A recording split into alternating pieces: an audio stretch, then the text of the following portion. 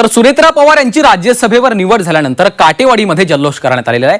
मिठाई वाटून तोंड गोड करण्यात आलं, तर गुलालाची उधळण करत फटाक्यांची आतषबाजीही करण्यात आली आहे। काटेवाडी सोबतच बारामतीमधील भिगवण चौकातही फटाके फोडत गुलालाची उधळण करत कार्यकर्त्यांनी जल्लोष केला। यावेळी कार्यकर्त्यांनी गुलालाची उधळण करत एकमेकांना पेढे भरवून आनंद साजरा केला।